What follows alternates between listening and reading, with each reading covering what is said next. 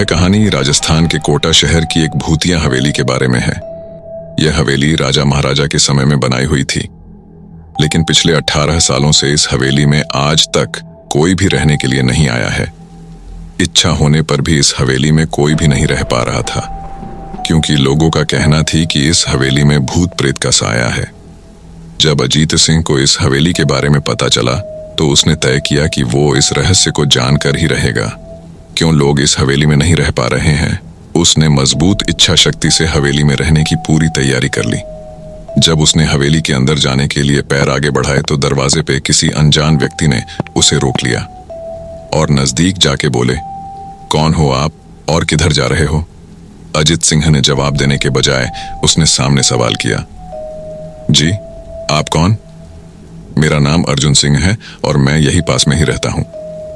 अजित सिंह ने कहा, ओह अच्छा, मैंने सुना है कि यह एक भूतिया हवेली है और यहां कोई नहीं आ पाता है, इसलिए मैं इस हवेली में एक दिन रुकने का फैसला किया है। अर्जुन सिंह ने कहा, जी हाँ, आपने सही सुना है और आप भी अंदर मत जाइए, मेरी माने तो आप भी वापस लौट जाइए, यहां बहुत खतरा है। यह सुनकर अजीत सिंह खुश हो गया, जैसे उन्हें कोई लॉटरी लग गई हो। अर्जुन ने उसकी खुशी को देखकर बोला, आप क्यों खुश हो रहे हो? आपको तो भूत का नाम सुनकर डर लगना चाहिए।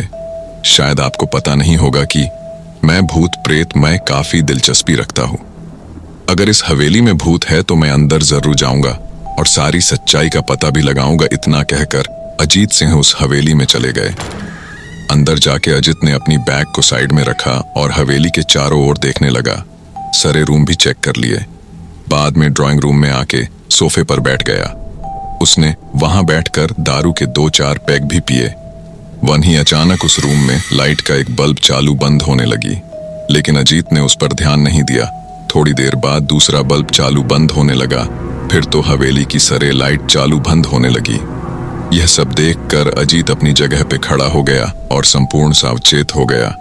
अचानक उसके सामने एक छोटा टेबल हवा में उड़ने लगा, करीबन 6 फुट हवा में ऊपर जाके गोल गोल घूमने लगा और बाद में अजीत की ओर तेजी से आने लगा। अजित ने तुरंत ही अपने जगह बदल दी और दूसरी ओर चला गया और वो टेबल वहीं जाके गिरा जहां अजित खड़ा था। अजीत कुछ समझ पाता उतने में सोफे की शीट उसकी ओर आने लगी।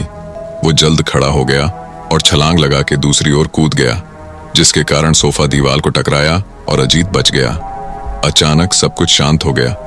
अजित ने चारों ओर सतर्कता से देखा और बड़ी आवाज में बोला, तुम जो भी हो सामने आकर के बात करो। वहीं एक बड़ी परछाई उसके सामने आई। अजित ने उस परछाई को देखकर बोला, कौन हो तुम और क्यों मुझे मारना चाह?